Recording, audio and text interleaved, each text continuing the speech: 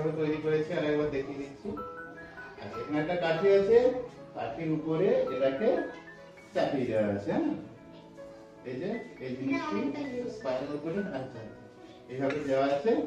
এটাকে আমরা কি করছি, এভাবে আস্তে আস্তে এটার উপরে দিয়ে দিচ্ছি। দেওয়ার পরে কি হচ্ছে, এটা ঘুরতে থাকছে, তাই তো? এটা দিয়ে ঘুরতে থাকছে। সুন্দর ঘুরছে। আচ্ছা, আগুনের জোরটা একটু বাড়ালে আর একটু ঘুরবে। ইন্টারেস্টিং না? নিচে বাতি জ্বালানো হয়েছে, উপরে থেকে ঘুরছে, তাই তো? খুব সুন্দর, ইন্টারেস্টিং না? আপনি কেমন লাগছে দেখতে? কেমন লাগছে না? আচ্ছা, এখন প্রশ্ন হচ্ছে এটা কেন ঘুরছে, তাই তো? আগুনের বায়ু হচ্ছে। আগুনের বায়ু হচ্ছে? কি মনে হচ্ছে বলো দেখি, বলো। তার মাথায় কি আসছে? হ্যাঁ বলো শুনি। এখানে আগুনটা জ্বালানো হয়েছে, তার এখানের চারপাশে হাওয়াটা গরম হয়ে গিয়ে এটা ঘুরছে। হাওয়াটা গরম হয়ে গিয়ে ঘুরছে। হ্যাঁ, তুমি ঠিকই বলেছো। আচ্ছা, আমি আরেকটু ভালো করে বলে দিচ্ছি কি হচ্ছে।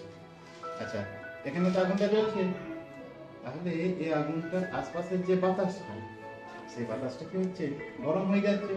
বাতাস গরম হয়ে গেলে কি হয়, হালকা হয়। বাতাস গরম হয়ে গেলে হালকা হয়ে যায়, সেখানে থাকবে না। হালকা হলে কি হবে, উপর দিকে উঠে যাবে। বাতাস গরম হলে উপর দিকে উঠে যাবে। এইভাবে গরম বাতাস যখন উপরের দিকে উঠতে থাকে তখন বায়ু প্রবাহের গতিবেগ বৃদ্ধি পায়।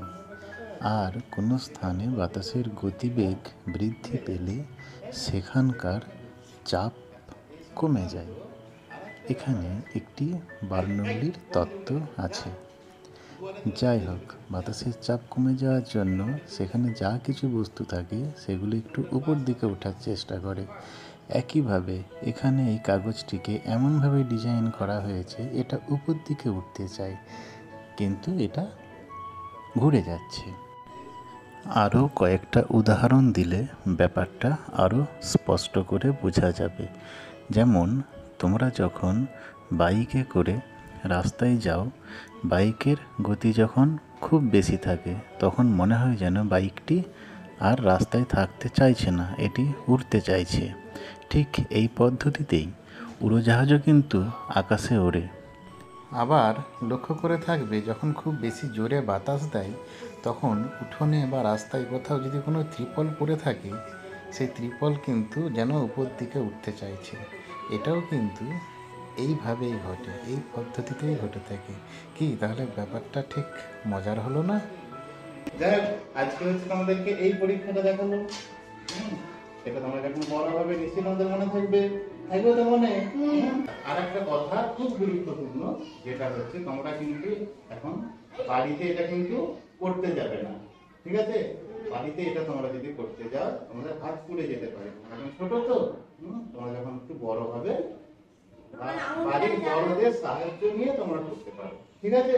এখনই তোমরা করতে যাবে না। হ্যাঁ, তাহলে আজকে অনেক কিছু জানলে, একদম হাতে এক্সপেরিমেন্ট।